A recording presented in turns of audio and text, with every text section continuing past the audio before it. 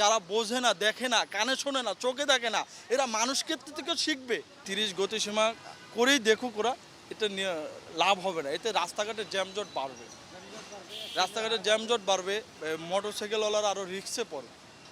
100% আমরা যারা গাড়ির যানবাহন অথবা যারা মোটরসাইকেল চালাই, যারা আপনার মোটরসাইকেল দিয়ে বিভিন্ন জরুরি কাজগুলো করি, এরা আরও কি মানে ক্ষতিগ্রস্তের ভিতরে পড়ে যাবে, রিস্কের ভিতরে পড়ে যাবে। এই জন্য আগে 1 নম্বর রাস্তাকে ঠিক করতে হবে। রাস্তার যেখানে গর্ত, যেখানে স্পিড ব্রেকার, যেখানে এগুলো সব কিছু মানুষের কমপ্লিট করে রাখতে হবে। রাস্তা এটা এলজিডির কাজ, এটা কমপ্লিট করে রাখতে হবে। 2 নম্বর রাস্তার যে ডিসিপ্লিন, রাস্তা যেখানে সেখানে পার্কিং করে আছে, আপনারা নিজেই দেখেন, যেখানে সেখানে পার্কিং। রাস্তায় কেন পার্কিং করবে?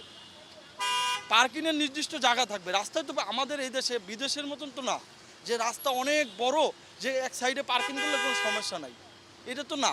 আমাদের রাস্তা তো চিকন, তো এই শহর হিসেবে মানুষজন বসবাস বেশি, গাড়ি বেশি, তাহলে আমাদের রাস্তাটা তো মানুষ ছেড়ে দিবে।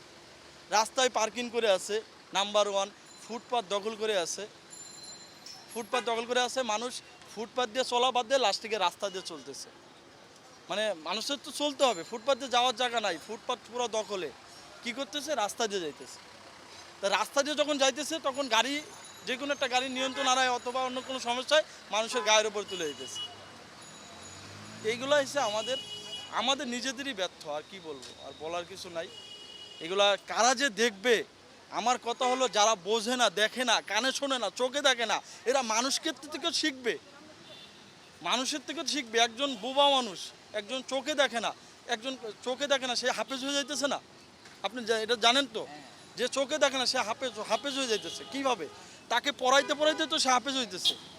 তাহলে আমার কথা হলো, যে চোখে দেখে না, কানে শুনে না, সে আরেকজনের তো শিখবে। আমাদের এই দেশের অনেক বড় বড় কর্মকর্তা যারা বিদেশে কন্টিনিউ যাইতেছে আসতেছে, বিদেশের দেশগাছ কেমন চলতেছে, বিদেশের রাস্তাঘাটগুলো কেমন চলতেছে, যেখানে সেখানে পার্কিং। বিদেশে দেখছেন, যেখানে সেখানে নিয়ন্ত্রণ স্টপেজ আছে, তা যেখানে সেখানে ফুটপাতের দোকান আছে, তাহলে আমাদের এই দেশে কেন? আমার আপনার কাছে প্রশ্ন, আমাদের এই দেশে কেন কোন? তাহলে এটা নিশ্চিত কোনো কারণ আছে।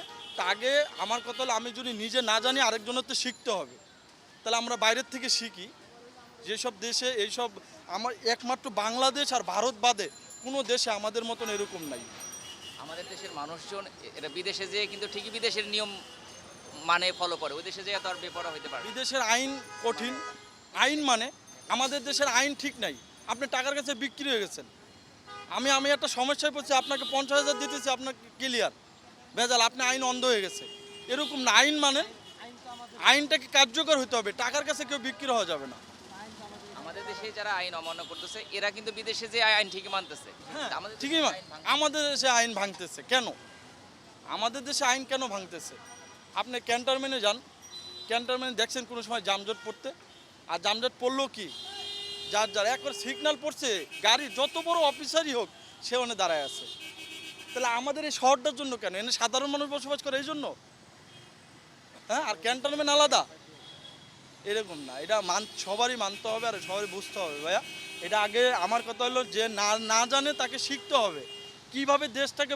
আমাদের দেশের মন্ত্রী সবাই একবারে বিদেশে কন্টিনিউ যায় আসে, তাহলে তারা তো শিখার কথা, আর কিছু না হোক, তারা নিজেও জানে না, তারা শিখুক যে কিভাবে দেশটা রাস্তাঘাট নিয়ন্ত্রণে আসবে।